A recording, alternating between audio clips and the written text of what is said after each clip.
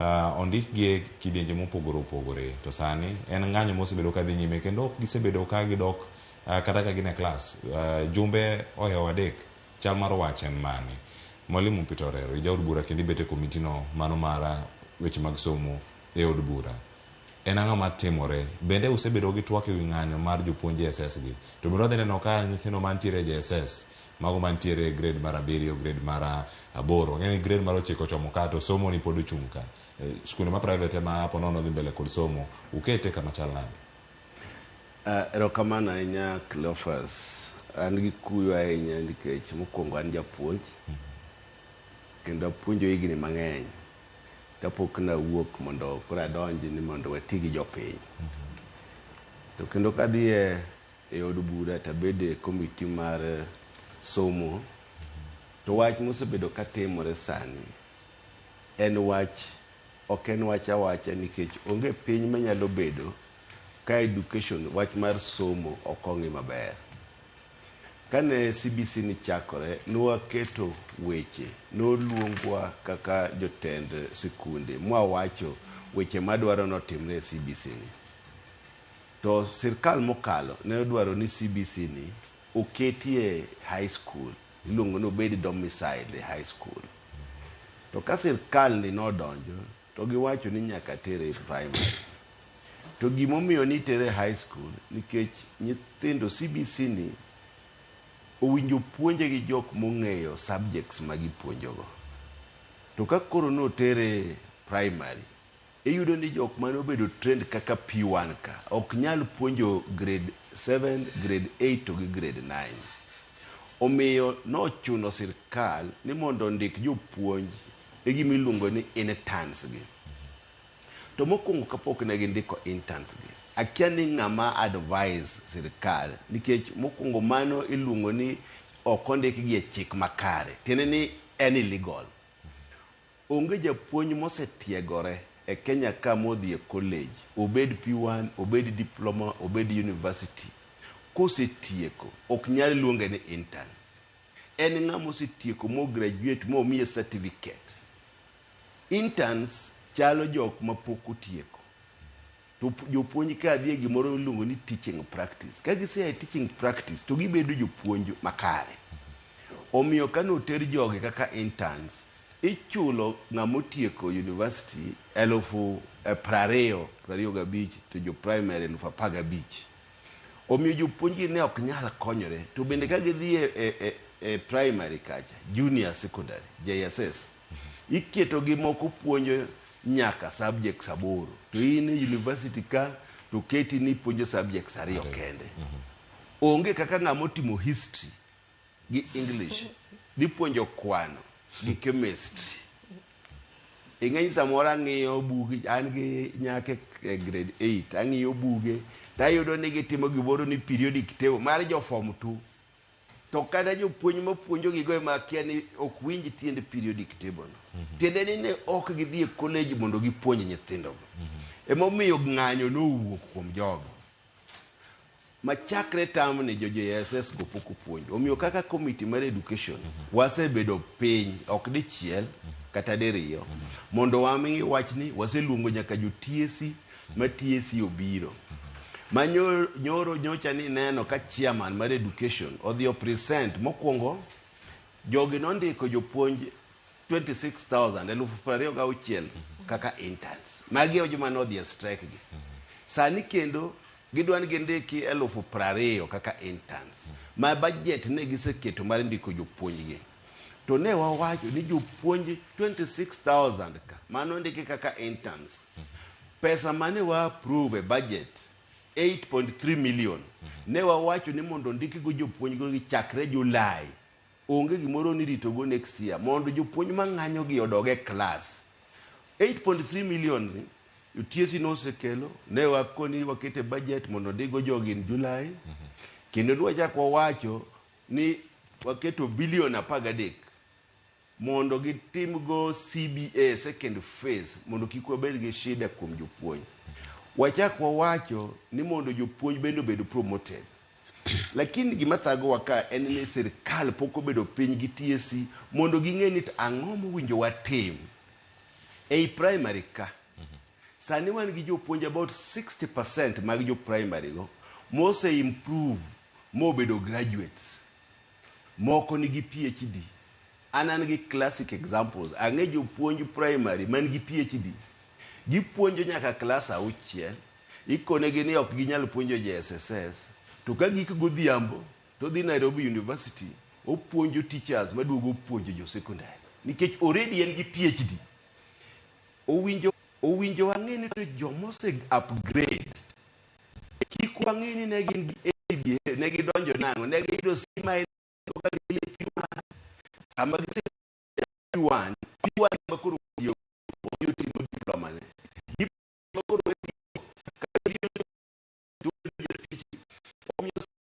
primary ka data ni primary class 1 grade 1 to grade 6 wan gi access maromo 18,600 to wan gi qualified teachers molo mano.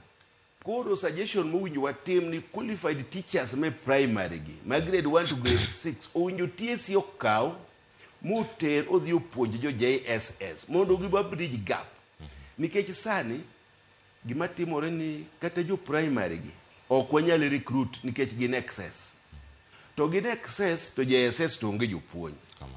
Koro winjo wakaw jopuonj mose improve gi mobedo graduates watero puonj jo JSS mondo wang'e ni to primary wan gi gap maromo nade to JSS wan gi gap maromo nade. Erokamano anda ni mak paro ni kanyo ni marang duoko kanyo mondo wapenji ni en ang'o miyo ok winj jopuonje mag JSS ka gin e ng'anyo nikech ni dang ni gintiere kanye gintiere bwo kupet gintiere bwo nat gionge ng'ama gichung' godo gionge riwruok manyalo chwalo duond gi kumoro achiel nikech gima jopuonje gi manie ok e pap kendi kama gintie onge duolo moro mosewinjo ka loso ka giloso mutegno yuo mana kigin mabor ahinya gini wacho ni oyo ka wantiere to pokano ka ginywako adier ni ka gida dhi nyime kod chenro gi kaka japuonj bukonowa ni chal mar weche mag somo ka jopuonj SS gi dhi nyime onego beni rangi kama chal nare. Murino Kal in kaka japuonj in kaka janyuol kendo jalony weche mag somo jumbe osekalo adek jopuonjre mane JSS gi pok oyudo chenro mag somo omi paro machal nade kaka janyuol nyathi in this school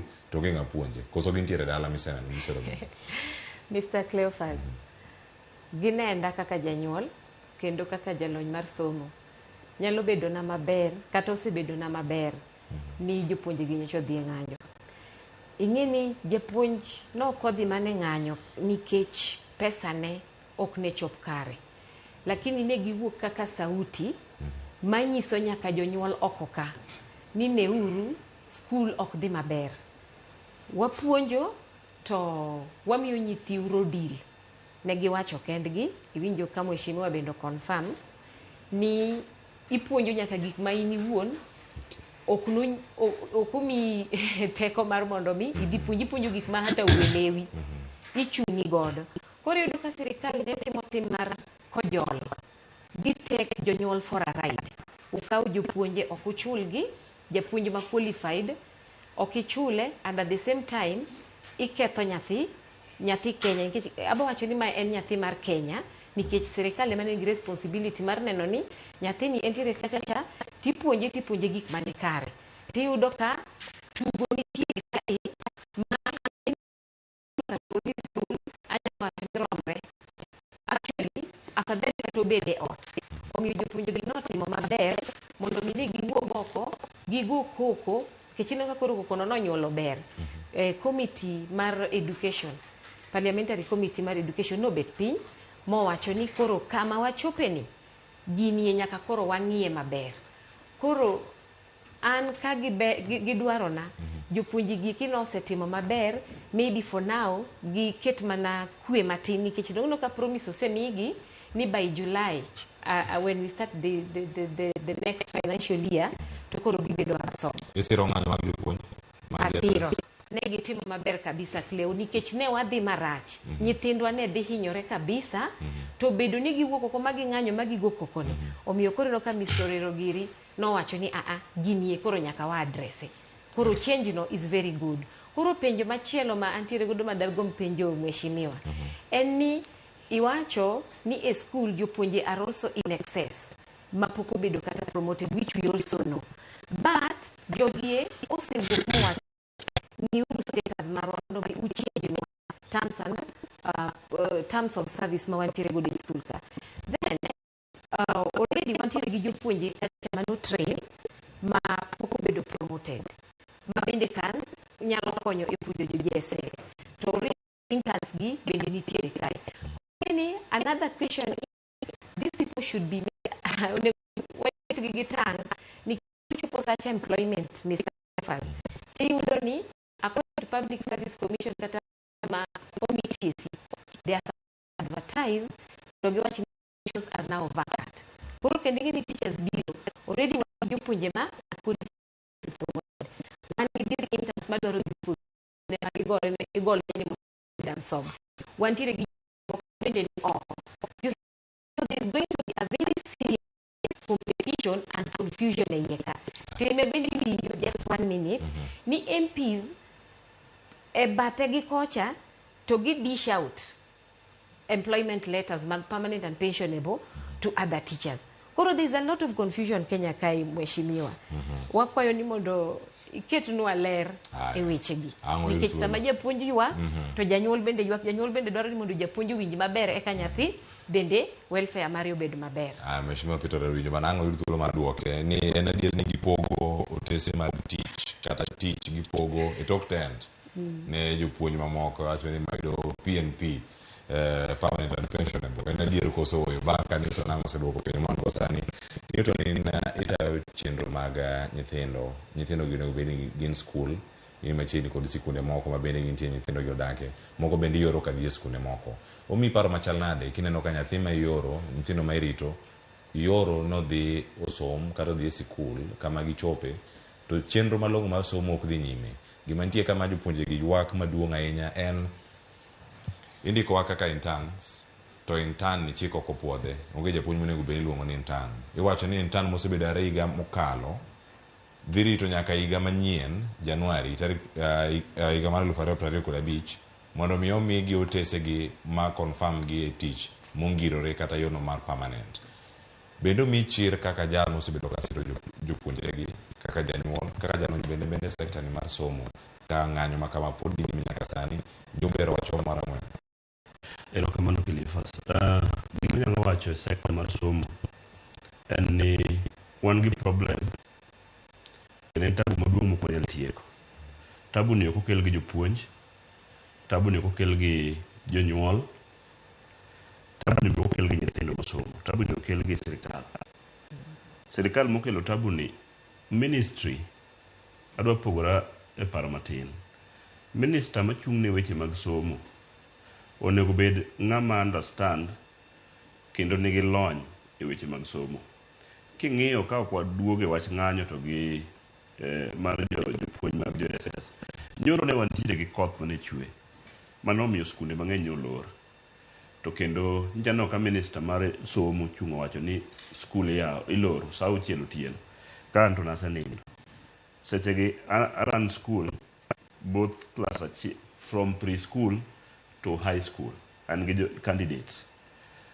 Ji osebiro nikech an gi program mar yawo school ma nyithindo mawuok nyaka Nairobi ka osereport to karomo sa 6 to the statement mowuok kuom minister mar education ni koro wachoro yepo nyithindo gi dwa chak wuok gi koth machwe duogo Nairobi. Mana achiel kuom rocho weche mag somo. Mar ariyo, sekta mar somo ok nyal bedo managed kako bedo managed. Ing'e wasebedo gi minister mag education nyaka the late Joy Saitoti gi ne minister mag education. Onge kaka ne somo ringo during our time. Nitie gima ok nyal tugo. Ok nyal tugo gi gima ipuonjo nyathi kiny gokinyi. Sama ne wawuoyo e TV ka, aparo ne an ka oro ne antie another station. Ne wapingo wach CBC. Ok nikech norachnwa. Nikech ne Kenya pok oikore. Ne pok waikore mar kawo msigo mar CBC. En expensive. En gima tek mandego ne betek. To kana wang'iyo kaka ne piny chalo, ne wacho ni gini ok rach. To gima ne nyalo timne, ne wakwayo kata president olos komiti moro mabe noloso mane ng'iye matut. An gima naparo ni nego bende ne nyalo wuok mondo ne constitution ma kawuono. En ne wacho ni waonge CBC, wantie 844 to wamedo subject. Koro kwa medo subject, to subject mano wamedo gi ma bende wang'egi, ne wan kod ndalo mane wasomo kata ministry nyalo wacho ka mheshimiwa, ne wantiere gi gik mokel as a CBC system, ne wan gi art and craft, ne wantie gi home science, ne wantie gi gik machalo kamago.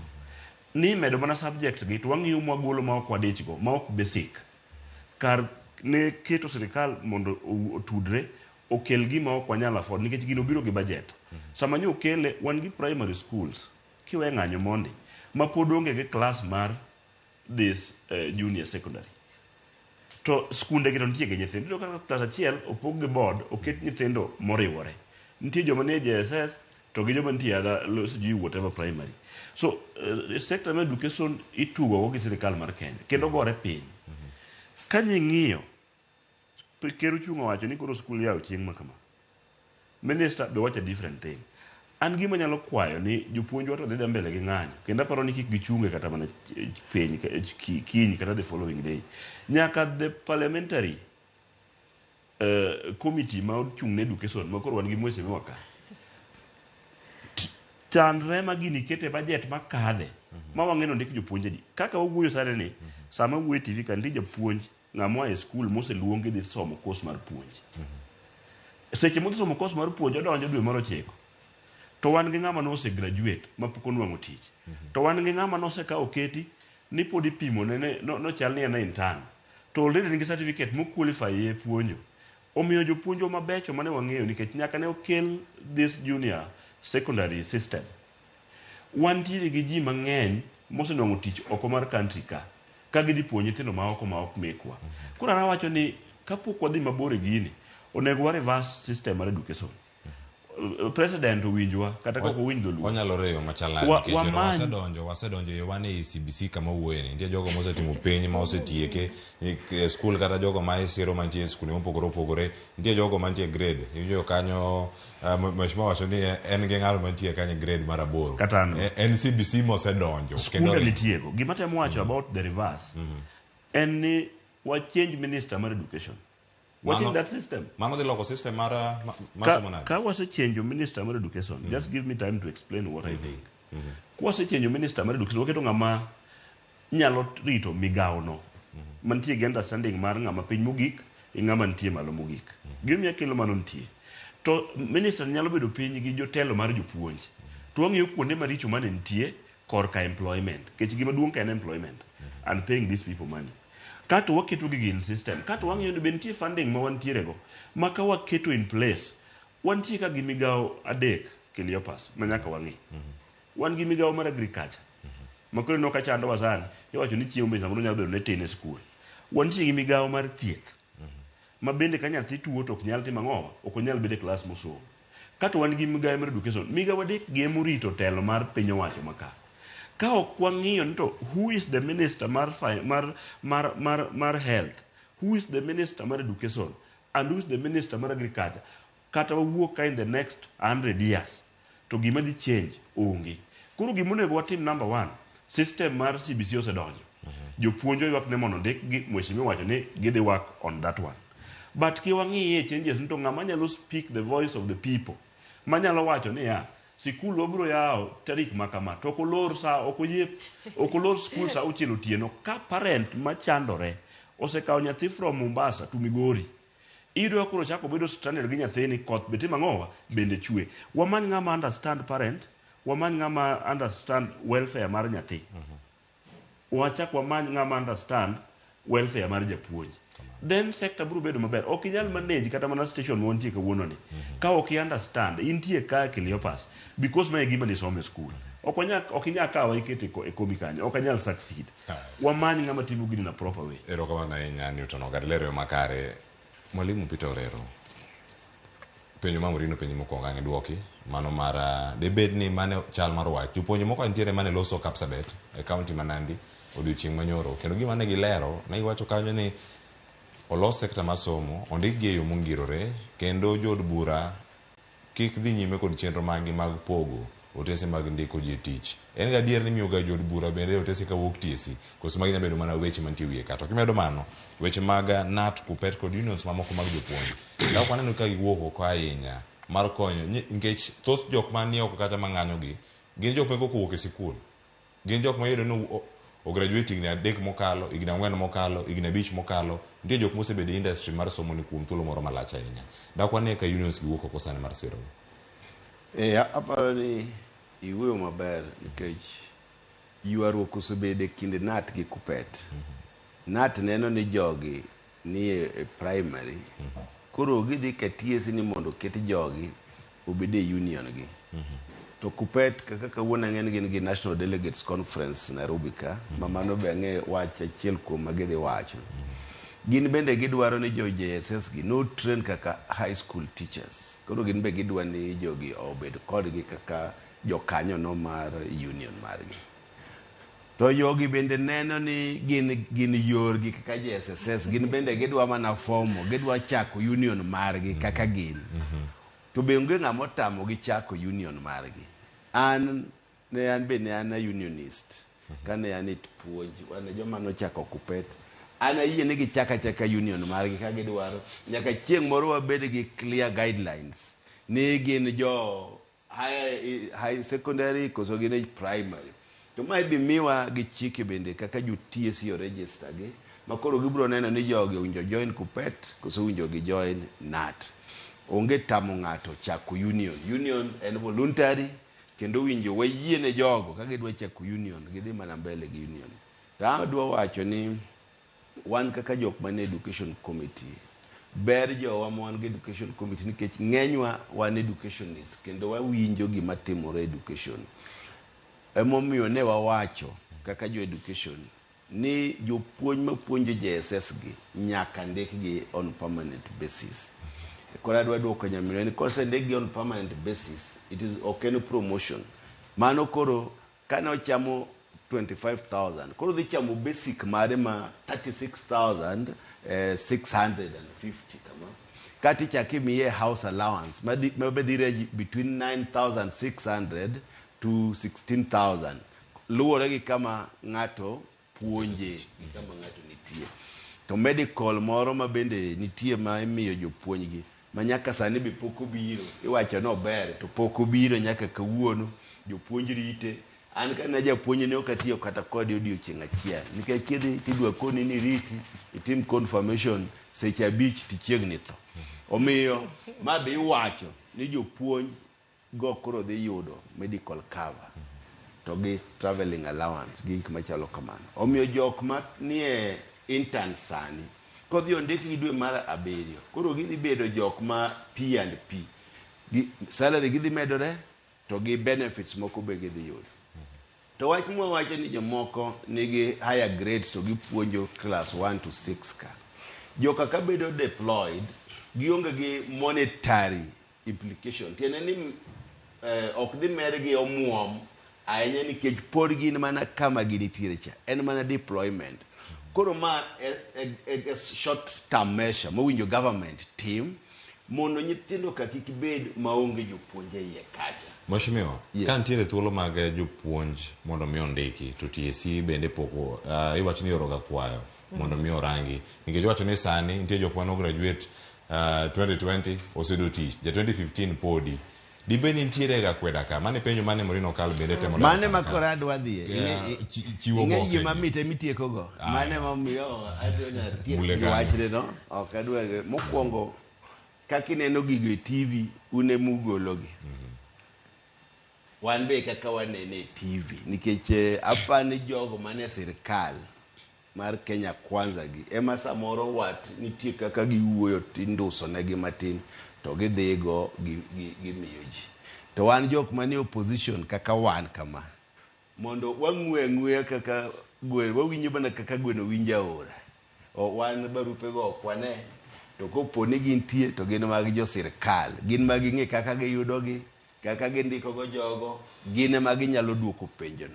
An naneno mane TV Kisii kucho ka ng'ato nogo chonge piny to mi barua. An mane ni TV to macha no miye gi jatelo mar education ema nochiwo. Koro nyaka bed ni en gi yo mowuoyo go ka TSC kanyo inyalo miye gimoro to samoro bende jod bura man KK government be nitie kaka ginyalo wuoyo timiyogi. Koro wan be waywak mana kaka uywak no ni to gini wan bende owinjo chwere e lwetwa ka mondo wakonygo jothurwa. To samoro inyalo yudo nitie kindiko jopuonj, nitie gik mitiyogo, parameters mitiyogo. Samoro inyalo yudo ni giketo ni ja first class ibi kuong ndike ne ng'ama oyudo pass. Koro ki graduate 10 years to ng'ato graduate osetieko 5 years to noyudo first class, tichako ing'iyogo parameters moko makoro igani eminya yudo ni ng'at motieko late ondiki ne ng'at ma ok otieko machon. Lakini wan kaka education committee sani wakelo policy moro ni jogo mosebudho oko ema owinjo kuongo ndiki kapod irito jogo mowuok sani. Ok wadwa ni jogo mosetieko higa achiel indiko kapok ondiki ng'at motieko higni 10 oko. Koro policy ni kopo ni wakele maber, gik ma ji winjogi biro bedo maonge. Makata kiyudo otas ni idwa ndiko ng'ato, imanyo ng'at mane osetieko higni 15 oko, moloyo ndiko ng'ama osetieko higa achiel kende oko. Magi ema kelo gigo miwinjo ka nyamera ni wacho ka ni ang'o momiyo jomoko wuotho go tas to ndiko. To gini be kwadhi wapenje, samoro wapenjo e od bura, to jogi wacho, ng'ato wacho ni to in ni nena go tasno. Koro samoro gibagowa. Lakini wan kaka education committee wadwaro ni mondo ji ondik gi ratiro. TSC okel guidelines maber mindiko go ji. They keep changing it every year depending kaka ne gindiko ji this year, mondo jo Kenya oneni ndiko gi yo maratiro. Erokamano Nyamorino Kal, TSC ntiere karka. TSC buogo jopuonj mang'anyo mag JSS. Ikono gini doguro e klas. Jumbe adek kubo wacho ne un kanye. E kinde ma nyithindo nego bed ni ipuonjo. To jopuonj mantie kanyo to ntiere ok endara. TSC bende bed ni mana gima iwacho ka nyonge riwruok moro mosewuok oko malong'o mar siro jopuonj mantiere karka. Gigino ma medo bende kotene kod duoko ma omi karka ka wadhi nyime. Thuolo ma TSC ntiere godo. Onego bed ni chiwo direction ni kae kako onego bed ni itime. Doho osegolo ng'eto mare ni onge gimoro miluongo ni intern e wechegi mag jopuonj. Jopuonj gi pontie kata midhi ndik manyien pod dhi bedo ka gin intern, gitiek higni 2 omigi permanent and pensionable job.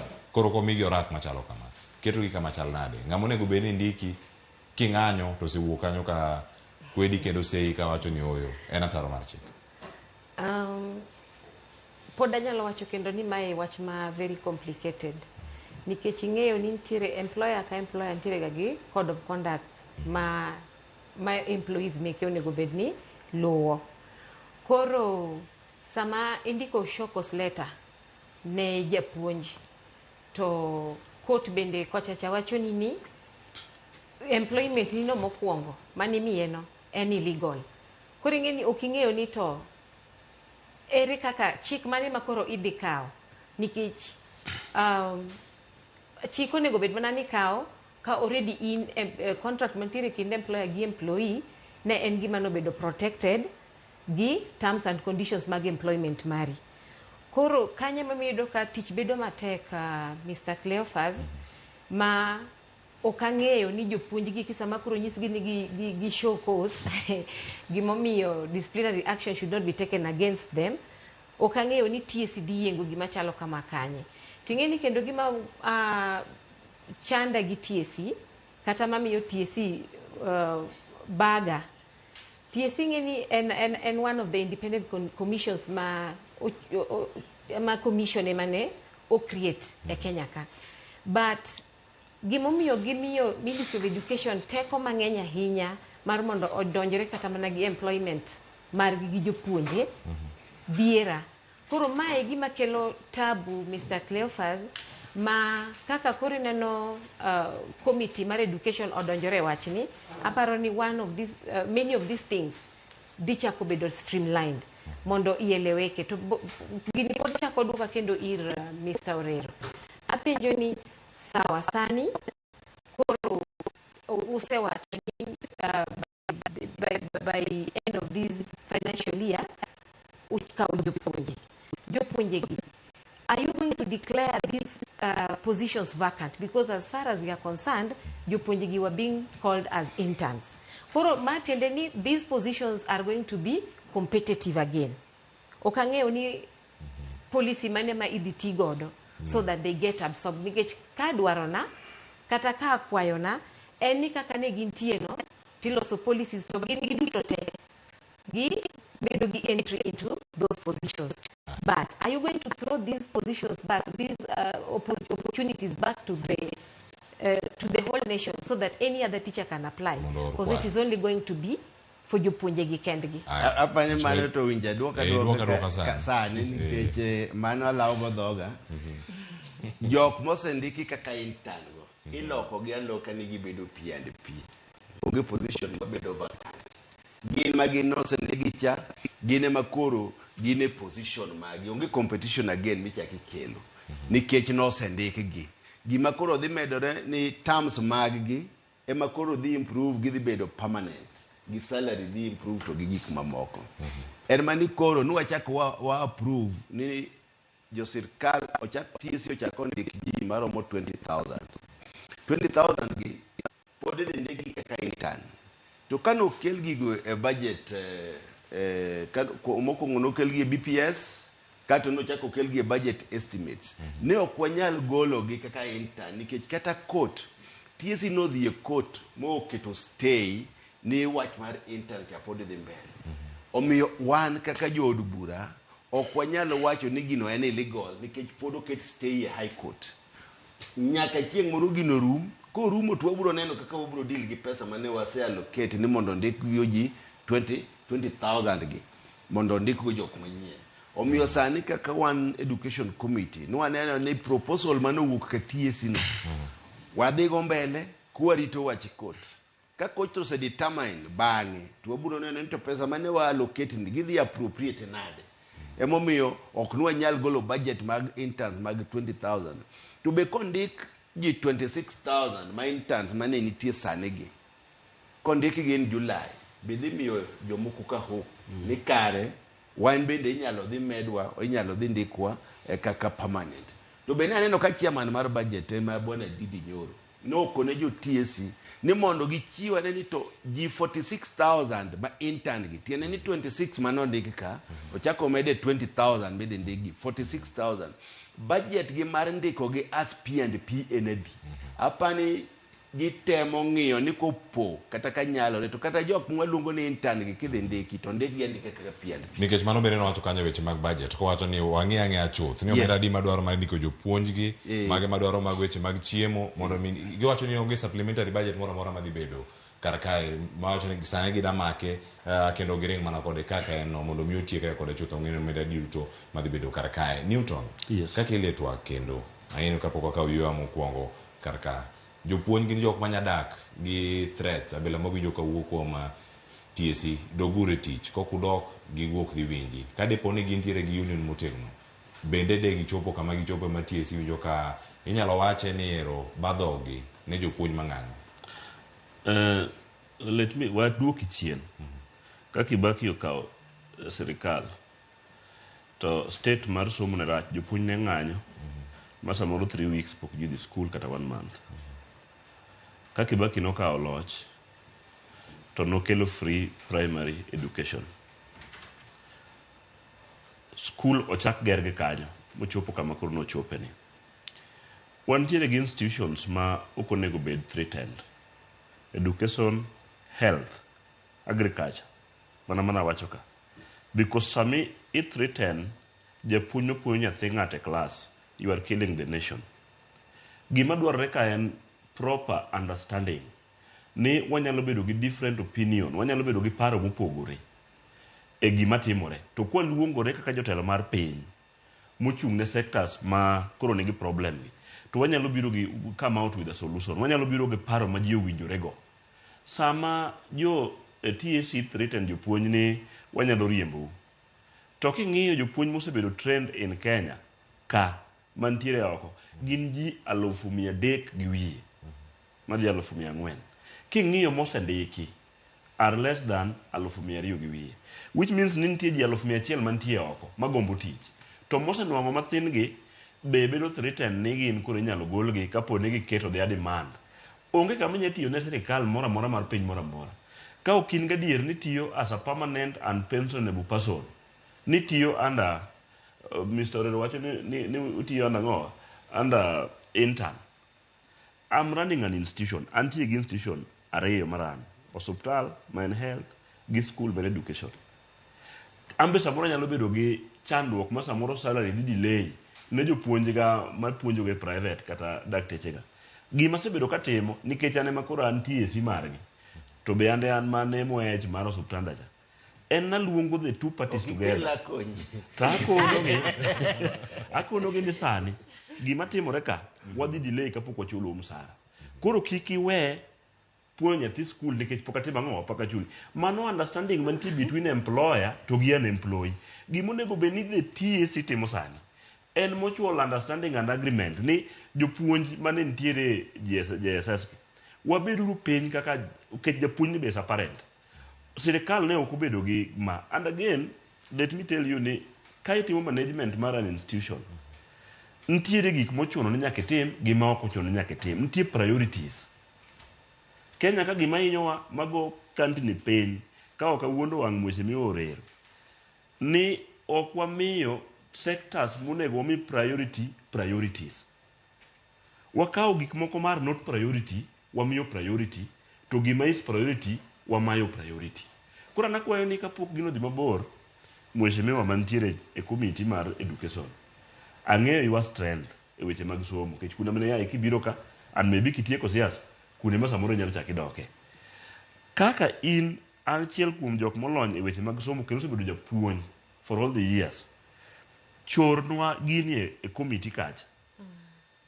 Kapo ni ng'anyo nyalo konyowa, kisiwuok e committee duogi land kibira ka nitie ng'anyo, mondo mi sirikal ni winji ni gima gitimo cha is not making sense to us. I am a parent, an gi nyathi mantie CBC, an gi nyathi mantie ostieko high school, an gi nyathi ma samoro tiyo. Adwa ret nyathi ja CBC ni nade gima ostieko form 4. I'm killing the one matin ni nikech ok amiye gima namiyo manjo tieko ng'owa manjo tieko school. So an gima nyalo wacho ministry mar education ka, and I hope ni TV ni nyanene mamoko ndike Twitter machop ne president, wadwaro lokruok e ministry mar education ekwa dhi konyo the whole situation. Erokamano ahinya mheshimiwa Orero winjo ene komiti mar od bura kaachiel koda ka joma moko ma pod tie oko kama dhi yudo chenro kata thuolo mar dhi nyime kode. Dakika osekalo 6 tok saa 4 wadano kawo ywa mokwongo kaeto bang'e waduogi. To kiani anani opposition ine komiti mar weche mag somo wamagi kanyo ka waduogo galang'ane kata weche mag somo kotere kod weche mag chiemo e sikunde to itago gi machal nade japuonjre osom ka oyieng kendo en gi thuolo mar winjo gik mosomo e kinde madwarore. Wakaw ywa masani ka waduogo twak dhi nyime, kik dhi mabor.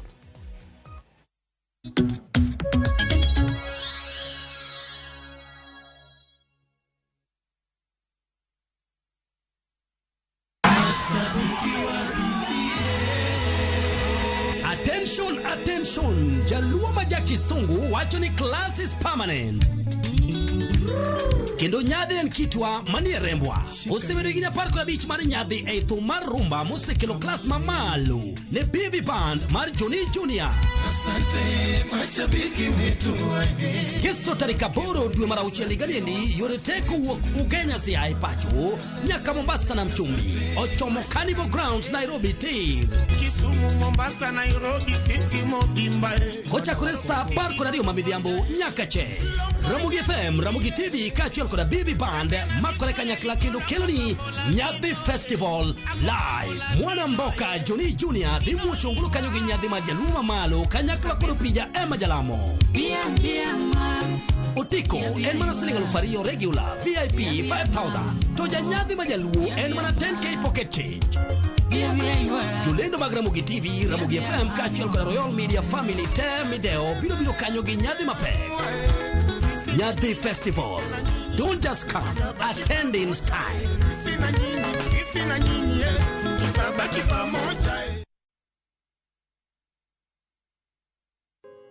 Our Father, who art in heaven, hallowed be thy name. Your kingdom come, your will be done on earth as it is in heaven. Give us this day our daily bread, and forgive us our trespasses as we forgive those who trespass against us. And lead us not into temptation, but deliver us from evil. For thine is the kingdom, the power, and the glory, forever and ever. Amen. Dial *811 *495# to get Our Father.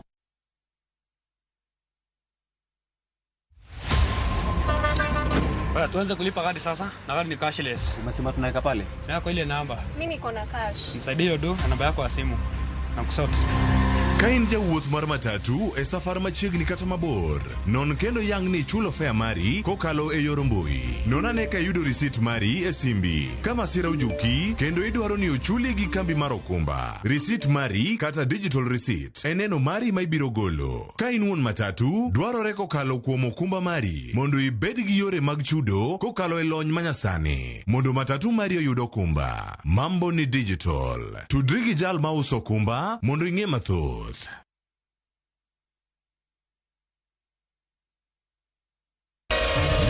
Ramogi. Regulation occurred through Gimiluongo ni public participation. Be ikori mar donjo matut e weche madongo e Uganda wa. Ribadhi ma wuok e NTSA ng'eny seriously. I have to say this. Wanono weche siasa kod weche mamulongi ma jopiny. Sama gigo nyaka japur. Nikech japur ni obro puro kande ni otere kande. Buch jopiny en kama wamiyo pek paro kachiel kod nonro ma intiere godo. Wan gi chike mabeyo matayo gigi waduto te. Ok diang' wachnya every time ka ng'ato dwaro to waloko chike. Nyinga Trevor Ombija jandingo panga jo Nyakach dendo nombija taya nyakwar guok kocha pesa. Wanere kendo. Tich adek ka tich adek, sa adek otieno, mana Ramogi TV.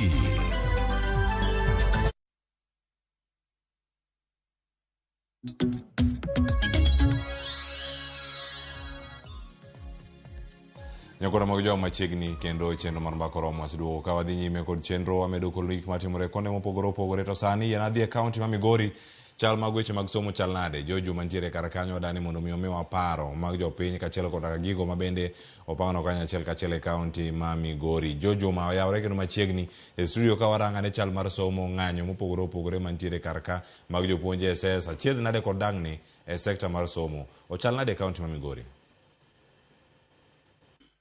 Erokamano Cleophas, kaunti ma Migori wachiwo makara no ka chieng' rieny nyiso ne weche beyo. Kata kamano okinyi ma kawuono wanti kod jopuonj go bende osebedo ka puonjo skunde go mag junior secondary school. En adieri ne king'iyo kinde mar dwe achiel mokalo, juma ka juma nyakwane ka jopuonj go mag junior secondary school bago ng'anyo bomani ma Migori. To bende penjo maduong', en ne sama koro gibago ng'anyo ni e skul kocha be chenro mag somo dhi nyime. To mar ariyo, gisebedo ka gibago ng'anyo ni be nitie olemo monyuolo nyaka samwa gikene. Ma bende koro nyalo miyo gibedo kod geno ne kinde mabiro samoro dwaro mar gibiro chopi. To nyithind jo Kenya bende gipuonjo bende nitie kod geno mayudo somo moro makare e koro bende nyaka sani koro gisomo e piny Kenya mangima. Adwaro ni mondo koro imiya thuolo mondo koro wang'e to e skunde kachacha samoro serikal wacho ni chenro dhi nyime makare jopuonjgi be en adieri ni chenro mag somo dhi nyime makare to aije kuondego mag junior secondary school. Kachako kodi adwaro ni churi machiegni kachako kodi mokwongo in kichung' ka king'iyo kachacha adwaro ni chakna gi nyingi. Penjo na mokwongo, usebedo ka ung'anyo apani koro dhi mana dwe achiel. Be ng'anyo ni nyago olemo? Okay, erokamano. Gi nyinga niluongo ni Kenneth Obiero. An achiel kuom jopuonj mapuonjo e junior secondary school manchachake ni. Wasebedo kwa ng'anyo gadier kendo wan ga lot of challenges, wan gi chandruok mopogore opogore momiyo wang'anyo. To maduong' ahinya gombo wa masani nikech sirikal choketwa orak mara ideno kizungu ni we are on the contract of internship. To wan jopuonj ma gilony mosedo tiegruok kendo iyudo ni an graduate 2016 nyaka gisani iki pok ondika. To gi kuma pok ondika ni internship en mar joma pod nitie tiegruok. To an ng'ama osebedo gi tiegruok ma TSC mosemiya barua mogola na dhi e pap kendo koro mondo akony nyithindo to pok gimiya ndikono. To gimomiyo wang'anyo maduong' ahinya ni government ni nitie ka giyiero joma gindiko. MPs wuotho gi barupe to gimiyo joge gi magin magiyiero. Tiro ni wan kaka koro ng'ama ong'eyo waonge kod wan pok ondikwa kendo wan mane skunde. Koro ging'anyo wa ni okay, waparo ni government osewuoyo to pok owuoyo koro direct. Wanene mane media. Wakwayo mondo government owuog oko, owuog kodwa, onyiswa ni what is going on. Be gidhi miwa gima wadwaro ni koso onge. To gima danyis jonyuol mawinjo wach mawacho ni puonj malong'o madhi mbele e skul to onge. Nikech mokwongo, yes ginya chuno wa ni wadog e skul. To kwa dok gi chuny mool, we are actually discouraged. Ok wanya puonjo. Nyathi dwaro ni kipuonjo to imo puonje japuonj ibedo gi chuny ma nono mondo gikony jogo. To ka giketo wani wadok gichuno wa gidok. Wanyalo dok to madho mana chai staff room to waduogo dala ka sauti manade oromo. Koro miyo giwuok oko giwuok kodwa miyo puonj malong'o onge. Penjo maduong' kinde mokalo ne ywago nok mar jopuonj e skunde mag junior secondary school. Skul ma intiere un gi jopuonj adi to kaka in subjects adi mipuonjo sani to be magi gik manitiegori ni timo? Jopuonj malong'o to pod onge. Like an skul mantiere wan jopuonj 4. To kono gi jopuonj 4 streams mon godo oingo jopuonj to gi namba nyithindo mon godo oingo jopuonj mang'owa mantiere kanyo. Miyo koro wapuonjo subject modhuro. Subject mpuonjo ka an sani apuonjo subject 4. To 4 wapuonjo gi in achiel kende emana time yo moriere. Mamoko gi nok atimo. Omiyo struggle vindo ni government nigi programs moko magikelo kendo gidongo gitimo tiegruok. To tiegruok magikelo gi still are not enough nikech ido kaka gidana puonje learning areas. Let's say aja history. Samoko puonjo history tidadruok e kwano. Gimena dhi shift to history is because kwano ne tek. Ok ni no tek ni okanya time. Yes, na time makale. To kapar ni an gi lony moro manyalo miyo go nyathi machielo moro binade ohere. Nitie ng'ama timo kwano. Miyo ng'ama timo kwano ni ka government ni bedo maber to en mi kelo puonjo kwano ni aba mako mana history na mondo kilo ni CBC that produce ng'ama is competent enough also to go and deliver somewhere. Sami wacho katiko kodi wacho ni nitie subject mipuonjo manok isomo. Ere kaka ipuonjo gi, ere kaka iyudo lony kosidhi mana kaka buko ndik. Ere kaka ingedi nyathi gimipuonjo dhi konya nyathi mipuonjo sane. To be lit ni kipuonjo samoro gima imbe ok iwinji tipuonjo nyathi. Okay, en gima nyien. Omiyo kaka wanyalo bolo nyathi kosekele class onge. Wan gi moro learning to learn. Samoa wa learn, wadon ni gimbe gi learn. So we are all learning. So what I know ni we are trying our best. Okwanya we nyathi ni koro in kanye to ok idhi class ni nyathi be koro ng'i no. What we are saying ni mondo government omiwa enough training manyalo miyo what deliver this to this content mantiere subject mano kwatimo gi tech to tech kin wan ga lot of challenges. Besides that gimonya timo onge nikech they are not ready. To machielo be machak timore ni system ma Kenya onge joma nosebedo trained on those areas. Kwani miyo koro nyaka sani wajitolea mondo wabi trained mondo wa deliver gi. Koro mane chandruok mano godo. To gimono kwa maduong' ni government hinyowa kendo girach kaka nyalre because we are not going back to school. Okwadoge school gisani nyaka gimiwa PNP. Aneno ka gisemiyo kata gitemo threat wa gi show cause letters. They are trying to intimidate us. We are saying yes, you will force us to go to class. But is it the right thing? Why can't they come out clearly to listen to our grievances? If at all we have to go back, then let them come and tell us what they have for us. Otherwise, just sending us forcefully to go back to class will not help. We will go but we will never deliver. Koro mano chal mar kor lwasi e somo ka. Erokamano ahinya watiek gi japuonj mogik, japuonjra ni chungi ka. Kwongo yang na nyingi to ipuonjo kanye to weche mag somo be dhi makare skul miae. Erokamano ana Griffins Goya apuonjo Suna East ka skul achiel kuom skunde ma Suna East ka. Puonj ok dhi nyime makare nikech wan jopuonj ariyo an emano ndika kanyo kaka intern moro no bedo deployed. Koro kuom sani wamako learning areas mang'eny ma ok wane ka wanyalo deliver ji ariyo gi kende. Koro kendo kaka colleague na wacho wakwayo sirikal mondo mednwa jopuonje. To first wan okuongo ndikwa mondo ka jok ma ibiro ndiko kendo go obiyo konywa e sikunde gi. Erokamano. Ini puonjo subjects edi winjo puonjo ariyo to learning area gi pito sama ipuonjo gi te be gin mane somo bi winjo gi te sama ipuonjo nyathi subjects gi. No kasomo gi an nasomo CRE gi Kiswahili e mbalariany. To koni apuonjo nyaka agriculture mano kang'eyo kata kaka ikomo kata kaka itimo. Lakini en mana konyruok gi nyithindo nikech magi gik ma gisebedo ka gitimo. Koro nyithindo gi be wakonyorego kaka japuonj wado wacho learning to learn. En gima watimo kanyakla. Wakonyore akonya kaka wasudo wadhirogo curriculum. Erokamano. Kopogore gi ndiko ok ang'e ni usebete ke upuonjo e junior secondary.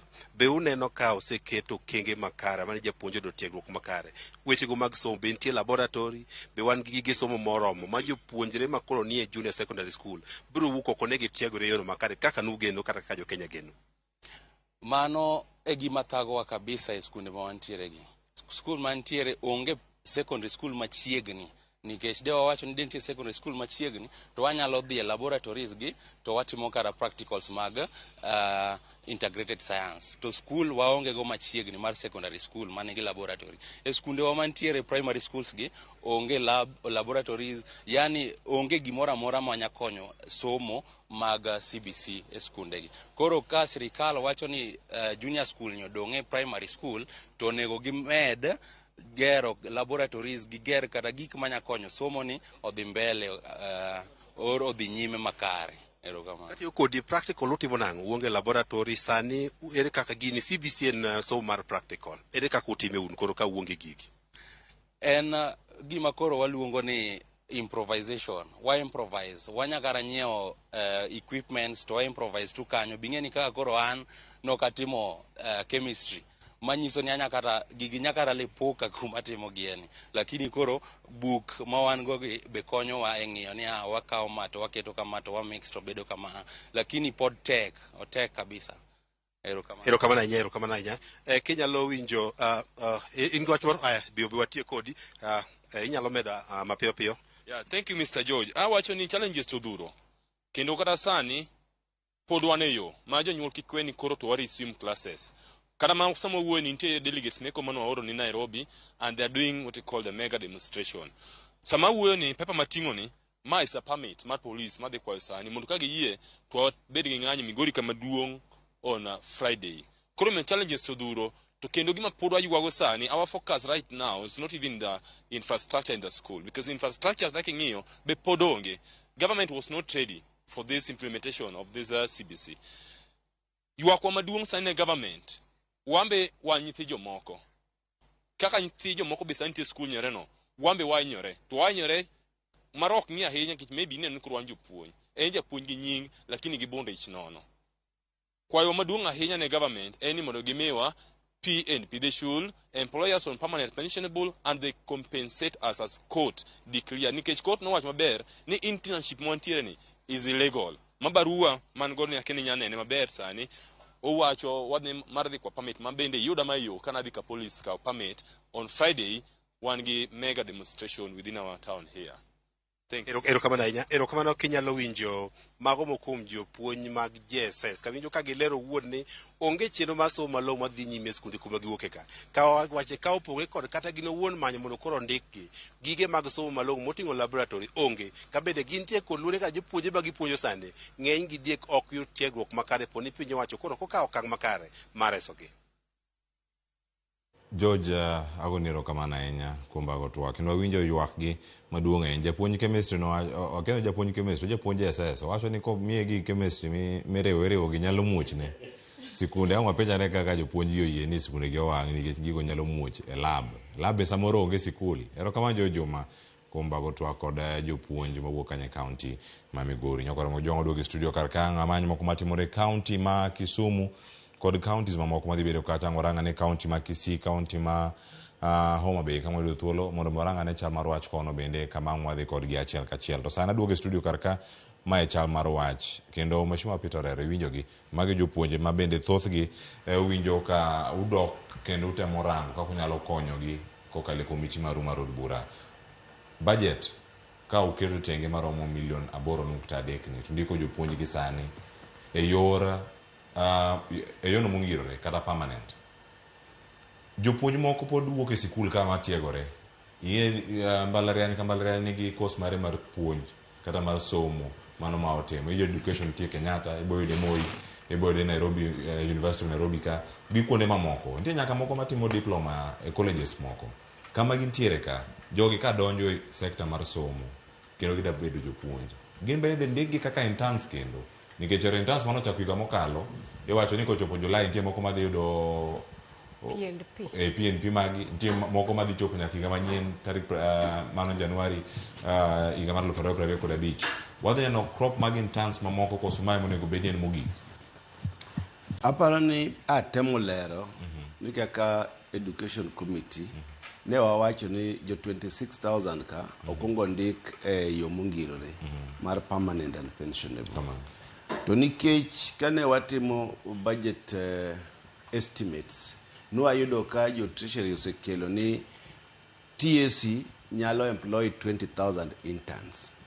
Koro budget gi cha ne ok wadwa golo nikech case ni pod ne nie court. To ne giketo stay, jo TSC no keto stay e court.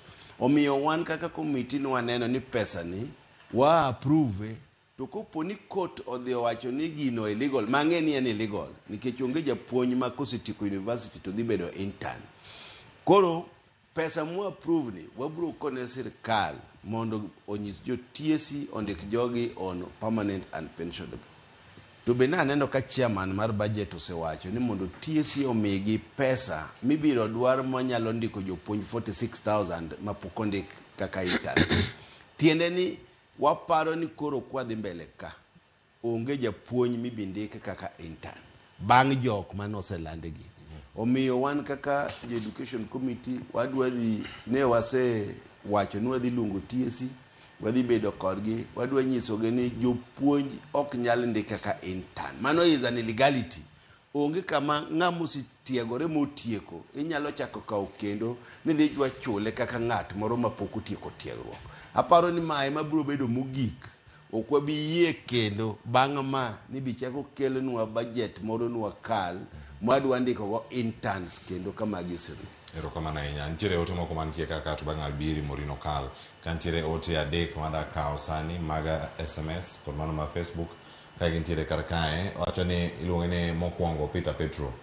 Ayie kod okal atamalo 99 99%. Pesa mimiyo jopuonj tin yawa. Kata mafuta mano maro mheshimiwa e gache patwa was okrom kata 17 ke mheshimiwa nkuro kama na dier kosopogore otherwise na mheshimiwa ni shokos letter michiwo bende nyalo affect jopuonjgo isebedo jatend sikul kendo kaka principal angi konwa kanyo bende kaka mano dhi bedo kanyo. Eric Oburu wacho ni kilo fa sirkal owinjore bed piny kod jopuonj e yo makare nikech chudo to tin adier. Anybody from college is a teacher, not an intern. Ana Sirong'anyo, following from Saika, Nairobi. Erokamano Eric Oburu. Ruth Nyathi Ochieng' wacho ni migomo podi biro medore kaluwore ni CS mano mar obagogi CS mar somo ok ong'eyo tije ngima jopuonjre bende ok odewo. Aneno ni oonge gi lony makare mar tayo sekta no. Jopuonj tiyo tich matek to ahinya jopuonj mag primary owinjo ndikgi. Mano kodhi nyime sirkal owinjo oler jopiny kriteria magitiyo godo ndiko jopuonj nikech mae ema kelo liet kata kar miyo japuonj promotion bende mibadhi nitiere. JSS pod en gima nyien ma owinjo ni nyithindo oyude msingi makare mar somo mondo mi kik gidog chien. Wacho ni mano somo dhi affect gi.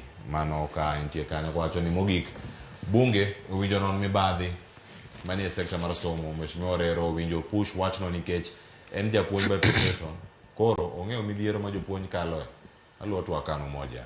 Erokamano ahinya wich mathoth pontiere kar kanyo wayud thuolo mar neno gi mamoko ma pontiere kar kanyo morino kal winjo kanyo pod en mana sir ma ichiwo ni weche gi mag somo penjo ma ochwal ne Mwalimu Orero ang' wayude ne kanyo kama ang' wayudo gi achiel kachiel ikona kapok abiro iri ntiere ng'anyo mano mag mago mag clinical officers e county ma Kisii ikona kanyo wanya yudo ne achiel kachiel sani ka wantie kanyo kod Crispin Otieno ang'eni sano giloso achiel kachiel wanya winjo ne kaka giwuoyo kaeto bang'e ang' oduog wadhi nyime kod penjo mapenjo ka Morino kal omiwa pache.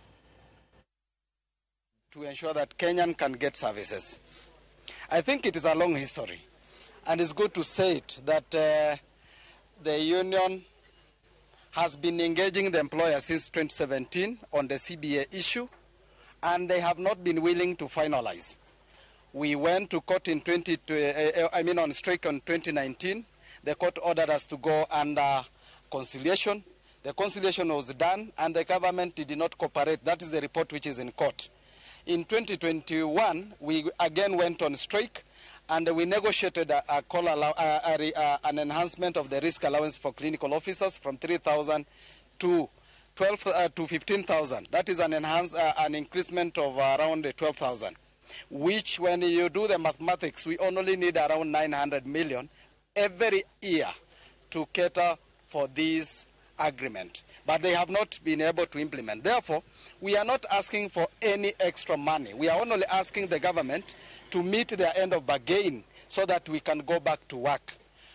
In the year 2023 again, the court ordered the employer to come back on the negotiating table, and that court order are still effective. But the employer has disobeyed, specifically the county government, have disobeyed those court orders, that they were not willing to go to court.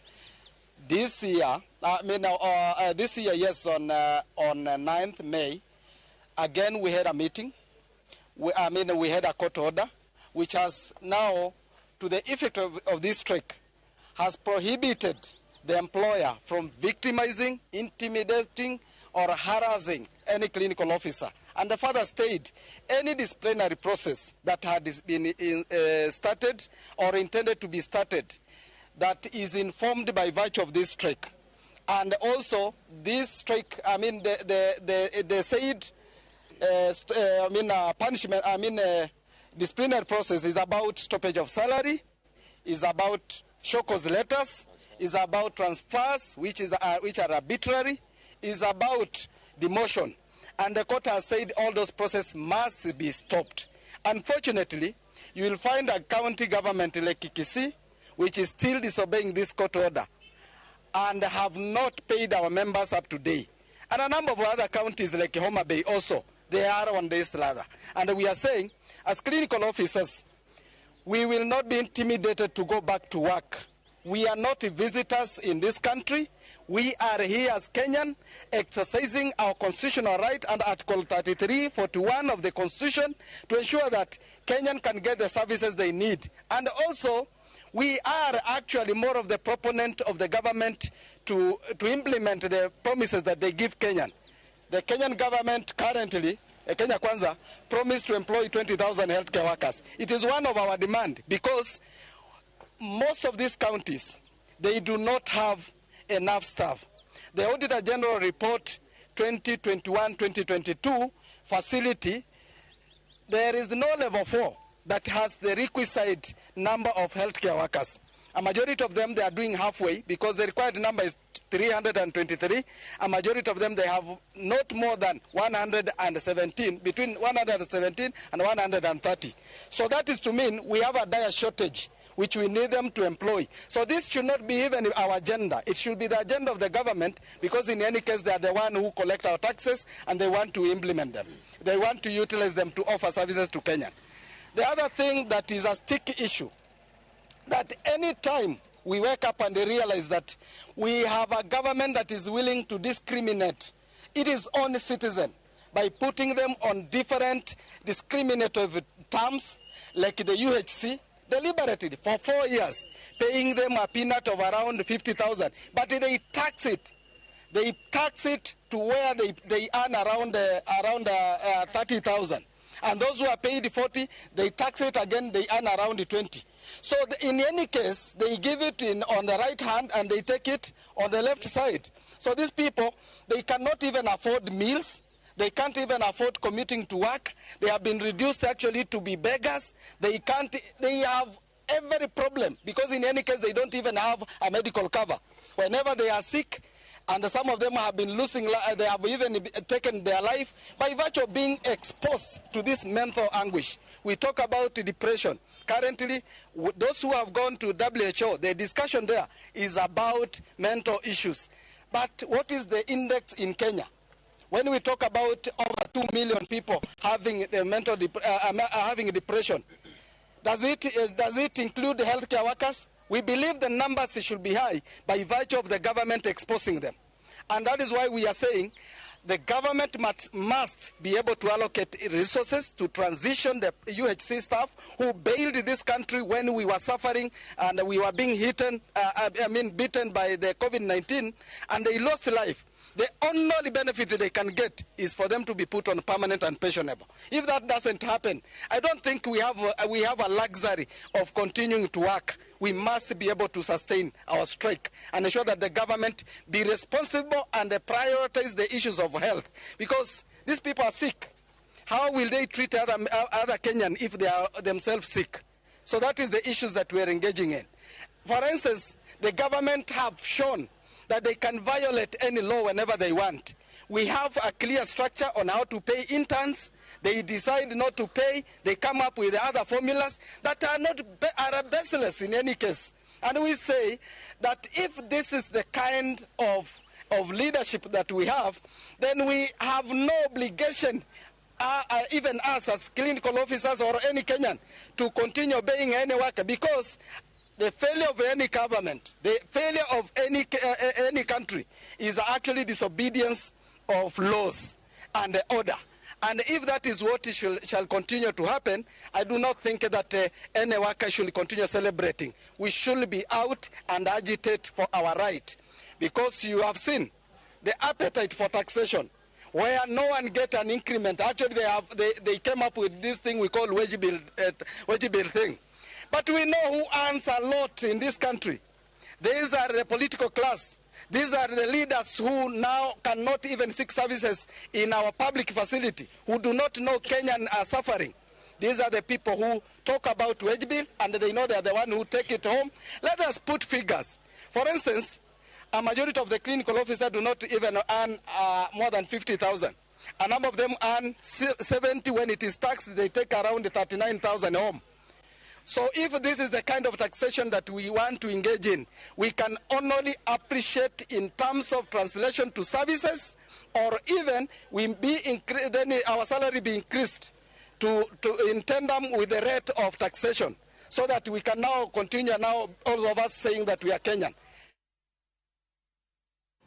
Nyakuramu ke juang mago clinical officers karare rogno mano mara Kenya Union of Clinical Officers mapachuka kaono gi tero ng'anyo margi madhi nyime odonjo odiochieng' mara 50 kod 9 pachuka nyakuramu ke juang gi tiyo subtende mopogore opogore nyaka sani pok gichopo e winjruok ni dwachgi gin mage to nego beni chopo gi machal nade ne gin kacha county ma Murang'a kaono gitie county ma Kisii kendo Crispin Otieno luwo wachno ang'wa bed kod ng'eyo ne ang'o timore e kinde mabiro kawarange ka achiel tange adaer mar ni wadhi nyime kawarango weche mag somo to nyaka Murino Kal pok oduoko penjo ma ikone kar ka jodak e kaunti ma Siaya chiwo pachgi kotenore kod ng'anyo mag jopuonje SS kod weche mamoko mag somo to ahinya kotenore kod achiedh nade makoro nitie sekta ni ang'wa winja ne sasani sigana malos kae kod jafwamoro mantie kanyo Mulindi Keri kaeto bang'e ang'wa dhi nyime kotwak. Iluonga ni Felix Ochieng. Ng'anyo mar jopuonje mag SS dhi hinyowa wan kaka jonyuol, nimar ne wasetiyo gi pesa mang'eny ka wadonjo e chenro mar JSS ni. To gie sani wachni osechako bagni ma jopuonje koro nie ng'anyo, wabet gi nyithindo e udi. Nyithindo moko dhi skul to ok puonjgi, gitiyo tij tugo to kod kwanyo yugi. Emomiyo wakwanyo sirikal mar mondo mi odonjre e wachni, mondo ne kaka konyo jopuonjegi mondo nyithindwa odhi mbele gi somo. Iluonga ni William Patrick. To tend county kaka nosesingonwa ni boga oro ne nyithindo mane nursery school chiemo mar lunch. To tinde ok ane ka gino timre nikech seche moko ka jonyuol okosomo koro pesa e school tigonegi nyaka simu kipenjogi nang'o nyithindo nang'o pok gioro pesa. To seche moko iyudo ka nyathi riyo kech e skul koduogo e dala to ok ochiemo, onyisi ni ati ok ochiemo nikech pesa mar lunch ok oori. Koro wan kaka jonyuol waywak ni tend county kaka nosesingo iketa e tim mondo wan jonyuol bende wayud konyruok. Ng'anyo ma jo CSS gi bende hinyowa koni nikech iyudo ka nyithindwa dhi e skul to gibet abeta ok gisom ke jopuonje onge classes. Nyakoromo gi jong margo paro mawuok e kaunti ma Siaya ni jopuonj ni oko nyithindo ni e sikul, nyithindo donjo sikul, nyithindo ok som, nyithindo dhi sikul kech nyalo bedo ka kayo gi kinde mabiro osedhi chalo nade. Murino Kal maro kaachiel koda ka pinyo mamoko mantiere kar ka inyalo mana konowa ni gichal nade mano ka warango gi kaluwore kod pinyo ma jo neno kaachiel koda ka pach jopiny mawinjo nyaka sani. Mr. Cleophas, kapok aduoko penjo, dakwa mondo mheshimiwa bendo duokna penjo moro achiel. Ang' oduoki to mana ka to bang'e magora machielo koduogo. Nyithindo e school to jopuonj onge to we are assuming ni samoro bende gin kech e school kuchocho. Feeding program is a program ma osebedo ka konyo nyithindo for real. To iyudo ka ng'eny schools bende ok miga nyithindo gieki chiemo as much as ne osebedo dwaro mar mondo mi at least nyithindo mondo ter e school kata tinyalo migi gima gichamo. Koro iyudo ka economically kata teko mar bedo gi pesa nyalo miyo chenro makamagi eki rochori. To mano koro wewa gi no choice Mr. Cleophas except ni mondo janyuol ka janyuol one ni nyathine ni ochiemo, nikech nyathi bende ng'eni ok yot mondo mi iwe nyathi e ot. Samoro in janyuol ma nyathi ntiere godo kacha cha to in e jarit mar nyathi ni ot kacha to in achiel ni monego bende dhi manyo gima nyathi nieri nyalo chamo kata kako survive. Tiyudo ka school kacha bende japuonj mapuonje onge, gimo chamo kacha cha bende onge. Koro maybe just for security purposes nyathi bende samoro ka ber ka tuga kamano. Nikech inyisowa ni nyathi learns in the process of tugo. Koro inyala kaka janyuol kao nyathi tiwa odhi school environment no is safe for the child. To I make sure ni kind school ma is not providing school chiemo ne nyathi. To in koro as a parent this should be your responsibility. Mondo nyathi kik wawa kijwango kamano. Kamano penjo mari ne mheshimiwa nen man. Penjo na mar mheshimiwa en ni, and this is from experience. Nase bedo gi a disciplinary case diere manatiyo ne serikal. Tiyudo ka during that time conditions were very tight makata mana leave ok inyal apply for but uketi on suspension. Koro to me barua mondikre jonyuol jopuonje gi en show cause tiende ni immediately momi show cause letter your life is suspended. There are so many things ma ok inyal timo until in fact kwayo kata mondo anything otimre e ngimani as you are on suspension tinyisi ni not that you are still on suspension until this case is finalized. Koro sani mheshimiwa nu wacho ni by July you are absorbing teachers. Already they have confirmed to us digitally show cause letters. How are you going to employ them within a period of 1 month? The financial year is ending very soon. We have a month to go. Ma ok di interfere kodgi eseche makoro recruitment ni idhi tim. Nikech I'm afraid wanyalo poko nyisgi ni because nuse nyiso ni unin disciplined uduoko potentials mag employment piny. Kadhira ni utono kada nyabedo ka penjo nyabedo ka oduono mana ka mentiere kane mheshimiwa duoka kanyo kata wija na pass ni. Nitie gima dwa keto clear. Show cause letters ok gin suspensions. Magi ondikni ni ibiro dhi apia kapok ya apia kata disciplinary committee idhi ndiko gimomiyo ionge ng'anyo. Nitie code of regulations gimomiyo ionge school.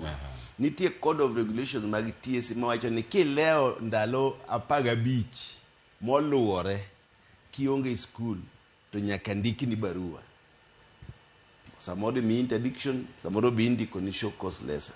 To show cause letter ni en lighter than interdiction. Pok gibedo interdicted. Omigi mana show cause letter ginyalo ndiko ni waneno wadhi ng'anyo, ng'ato be nyandiko ni natuo. To be aneno ni gi show cause letter no ondikne mana ji 7,345 kama. That's a big number. Is a big number.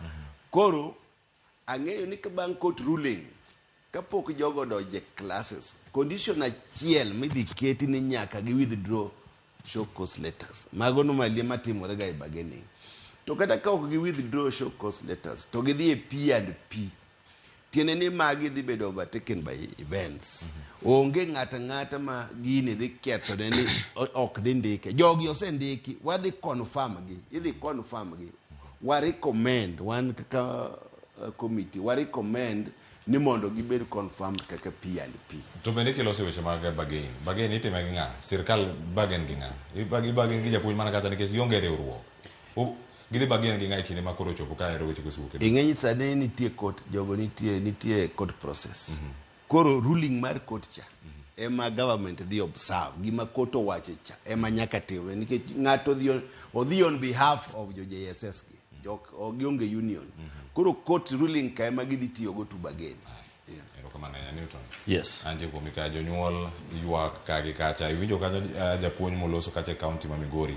Owacho kanyo kata wadok e sikul quality onge nikech pod oket japuonj mapuonjo CRE kaka giwacho ka puonjo ARE, ja history cha pod puonjo kwano, ja Kiswahili fasihi da puonjo chemistry gik moko muoch e lab. In gi sikul yieni sikundi owang' nikech onge mar lony ne jopuonj ma handle subjects. Private sector opogore gi public. Kech private ane wuon school awacho ni atiyo mana gi certificate license moyiena bedo gi school mar Ministry of Education. But an bende an gi a percentage mar ng'eyo kaka ipuonje skunda. Kech nyathina be somo skunda kanyo. Awacho gimoro ka ma is a key. We have to rearrange. Nyaka wachak walos gini mabed kumonego bede. Samudo wuoye wach, for example, jopuonjo, aneno ka jopuonjo ng'anyo kacha kendo gidhawo matek kabisa nikech gidwaro their right. Gin mudho e kama gintiere no. Gichak giwacho ni kuondegi botergi without qualification margi mar puonjo nyithindo momegeni. Iyudo ka ng'ato notimo mana kata mana CRE to tere opuonjo Muslim and whatever. Ok understand gini. Gima dwani mondo wawinjre jodalawa en ni nyaka wachak wa rearrange the system mar education. Education is a key to this country. Mar ariyo kiwe kata mano, JSS makoro ng'anyogi, afadhali margi osewinji. Winjo ka mheshimiwa wacho ka maber kabisa ni gichako wacho. Nitiere twak committee mar weche mag golo chiemo mar nyithindo school. Nyaka wa study. Iyudo ka ama parent achulo tax kende mede okel moro ka ni housing tinde oken levy tinde en tax omed fee nikech kwa withdraw chiemo ne to fee mar somo omedi. Nyicha wantiere gi awuoyo kuom parent koro. Nyicha wantiere gi Edu Afya kama jochung' ne thieth mar nyathi sikul mane sikul matuo. Mano nyicho bedo withdrawn burden odok ne parent. Parent dwa ting'o burden mar transport ma nyathi dhigo school. Parent dwa chulo fee. Parent dwa chulo ot. Odwa chulo pesa moro mar ot ma imbe ok odhi dak gi nyathine ni ng'at moro no ne ma dhi dak. Parent achiel ni ichak inyiso ni gima nyathi cham school be ochako many. Ma kendo sekelo problem mar nyathi ma ok ja JS some class. Ing'eni bedo katie kor gwenge kucho. Nyocha juma mokalo ncha ntie kamoro ni Gwasi Malongo. Sama nadhi Gwasi gimomiyo nachopo kanyo. Ng'at moro no biro ira okona ni ncho uso vitado mar ode othiedho go nyathine manyako kata nyathini bo chako tho. Koro yiko nyathi to ot boonge go. To en wuon gi nyathi ma dhi school mane class. Nyathini en obedo tochad machal nade. Bo some class kacha. Kata nyathini kochako dhi school tiko ni chiemo mane chamo cha. Be koro timo ng'owa onge. Gimiyo parent ni ncho uso vitado mondo ger godo othiedho go nyathi. En no se gol Edu Afya. Mane nyalo chung stand in for treatment mar nyathi mane ng'owa mane school. Winjo complication mokoro wantiere godo sani. Na chaka yudo machielo bende manya konyo. Mane gi nyithindo matindo to ode koro gore piny. To nyithinde gi dhi school to koro lunch onge, cover mar thieth cha onge, owene ng'ani be koro kidhi nyiewo mkati winjo ka mkati kia obet nade. Tax medi kia ogol. Nyiso ni kata mkati be koro ok nyal nyiewo. Kapok wadhi mabor to sirikandwa ni fail nikech gimoro achiel ok aluor mar wacho nikech kuma wang'i tera onge. All ministers mochung' ne migepe no migi positions nikech negi support the candidature mar our president, which is not wrong. Inyalo duoko lweti, but duok lweti e kuma ujore duoke lweti. We kawo japuonj CRE tite ni mondo jopuonj maths en japuonj man kamoromo kode. Omiyo kata ministry montiere godo kagi president wa nikech ene marwa koro onego winj ywak mar jopiny, because the cry of the people is the cry of God. Owinj ywak nyithinde ma jo Kenya gi mondo waloki okaw ministers gi omi ministry mowinjore kodgi mondo wakel jok monyalo bedo go piny e dialogue chalo nango. Owach ni jopuonj moko gi osemi barupe moko manyiso ni koro gionge tich e tok seria. Japuonj monge tich e tok seria bende pok ondik permanent gi sirikal. En bende kama wuotheno okia kata en e sirikal kata onge ng'owa e sirikal. Japuonj be chak wacho kwa neno ka ni gimomiye ni be ok understand gimopuonjo ma kata chule mana msara modwaro ni to nyathi ja pod ok odhi timo ng'owa, pod ok odhi puonje. Nitiere permanent confusion in this government. Nyocha last week ne wantiere gi holiday, ne last week but one mar pidho yien. Pidho yien ni nwakawo ji te dhi pidho yien. Yien achiel en siling 10 jatenda kata 15 kang'eny. To dhi pidhe gi ndege. Nitie priorities moko ma ok wadwa ni waket in place. Fuel mar ndege cha gi ndeke te manoringo Kenya ka chieng'no oromo support Ministry of Education. To wakawo pesa matin, wami county governments o recruit youth maonge tich odhi opidh yien mondo ochulgi padei. Which ni pod wanya bedo gi balance kata balang' mar pesa moro mwanya kiti migawo mar health kata mar somo. Nyocha ni oka contradict be oka pengi, president nodhi loka gi ndege mar million 200 minus allowance mag jotelo mancho dhigo minus kama gidhi ninde because asebedo kadhi loka ang'eyo the cost minus waiting charges mar ndege ni, which means ni trip achiel kago kwanda tamalo watiyo gi million 300. Jopuonji gi kondik gi million 300 bro tero gi for how long? Even for so okawach ni the president loka ne rach na gi ndege mar million 200 but wan gi priorities. Monego bene wang'iyo ni priority number 1 en education. Priority number 2, maybe that 1 minute, en health. Ne wantie gi ng'anyo anene TV ka jo dakteche moko puntiere ng'anyo up to date. How many people losing their lives because of ng'anyo mar daktari? A big number. How much are politicians or well-wishers using funerals instead of coming to an agreement on how can we pay, kak wanyalo chulo dakteche gi mondo we reduce the death rate mar joma tho because of negligence. So Kenya ka dwaro proper realignment ma dwani mondo Mheshimiwa Orero ang'ini ne opposition and aeri ga gi chunya to gi pacha te makaponi a vote kibira ta nyalo goni kura, but gima temo wacho en niya, ang'ini watin nikech joma ng'eny koro wacho dhok mopogore, but joma tin gi oyieyo mang'eny be okuny bur, oyieyo matin kunyo bur. Wariwre uru yieyo matin gi to wago koko ma jogi winjwa mo make sure ni wa realign kuonde moko maricho mosebedo kata mang'owa ka kethre. Wan ga lot to discuss but time tin. Next time wabiro bedo gi chenro ka miwa kata 2 hours mondo wakon jo kata 3 gima timore marach gi sirikal mantiere. Ero kamano yo bolo so thuolo ma kamano mana ka wantiere kara ka wachopo kamoro tieko chenro to Mheshimiwa daer mal wach mari mugi kangi lose imul weche mag chiemo en moro manuliek ni digo le budget. Era mano timore ka bure bura mano kelo kanyakla jogi mane sekta ma somo paro na gin magi de nyaka jogo mano luonge committee magu de jogo mano loso nyim budget committee bende oganda no chiwo paro mopogore mondo nyithindo yud chiemo e iko menda manyien mano ka budget ni osekadhi kachelo koda ka wach mari mogik ne jopuonj kachelo koda jogi mane sekta mar somo bed man. Mokwongo adwokero kamano ahinya adwa kone jopuonje wetena ni wan kodgi kanyakla kik gibed gi luoro nikech committee marwa mar education wan behind jopuonj kendo wabiro temo kaka wanyalo mondo wakony jopuonj ondik P&P. Mar ariyo kanyo watimo budget estimates nwaluongo Ministry of Education ma PS billion nitie to gi PSS moko mag higher education gi universities to gima nobwogowa kaka jo committee mar education nike ne watimo BPS budget policy statement pesa mar miyo nyithindo chiemo ni ne nitie 4.6 billion. Koro kan wasetimo BPS ka nodhi to ka koro ni kelo e budget estimates to ayudo ka pesa ni ogol maonge kata ndururu maomi nyithindo to nitie kuonde moko e Kenya ka ma nyithindo ok dhi skul ni gidwaro knowledge. Gidhi skul mondo gichiem to sama gidhi chiemo no timiyo gi knowledge. Koro gima nyaka kuongo ter iluongo ni Pavlov theory cha makigo lang to guok biro cha machi mitiyogo chiemo ni ema tero nyithindo go skul. Omiyo nwa bedo an na uwe matek kabisa kendo na penjo PS na ang'o momiyo ogolo chiemo matero nyithindo skul gima osekel chakre 1980 e Kenya ka. Koro nwa winjore ni pesa ni nyaka duoki mar kelo chiemo ni. Omiyo wabiro goero kamano ka pesa ni oduoki mondo nyithindwa mang'eny oyudi chiemo. Otherwise aduoko ni ero kama ting'e jok ibere be nyaka mosi. Gine mamiyo an ka. Ero kamano asemosogi aduoko ne giero kamano miyo an ka. Ero kamano. Morino kale ni dakika achiel watieko.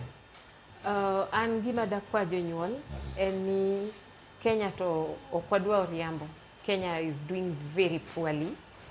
To dakwa janyuol ni sacrifice mondo kiki waste ngima nyathini public school kineno ka sirikal pod temo keto tugo. Dho wadwoko erokamano ni mheshimiwa ugo lweny kata utin kamano goru lweny mondo lokruok obedie mondo public schools gieki ne janyuol ma cannot take a different alternative mar private school nyithindo gi kik yuda rodil mane kwayo mantiere godo nikech koro ine parliamentary committee mar education kachacha. Yes, you are very important to us there. Erokamano. Erokamano ya Murino Kal. Jalonyi mag somo kendo janyuol kendo jalonyi mag somo Newton Ogada erokamano ahinya. Mwalimu kendo mheshimiwa kendo jakanyo mag committee mar somo e od bura ogo erokamano kuom thuolo mar biro kendo atwage weche mag somo e studio Okinyi ma kawuono. Akora mag jogi mibedo kod dwaro chak nyaka sani. Dakika osekalo dakika 55 tok saa 4 elo Sharon Ngao kod Joyce Oduor gi jofwambo waduto mokelo weche e kor gwenge mopogore opogore. Wagono erokamano ahinya. Watudo odiochieng' makiny e chenro mar upiny kod mano mar mbaka oromo. Odiochieng' makiny ntiere alam ne piny Kenya. Idhi bedo kacha ka itime e yo machal nade. Wan kama onego wabed wang'i koda ka iti ka wantiere ka kwagoyo mbaka no. Nyinga Cleophas Oluoch jakisumo kanyakwar mokeo nyaka sango oriti masani.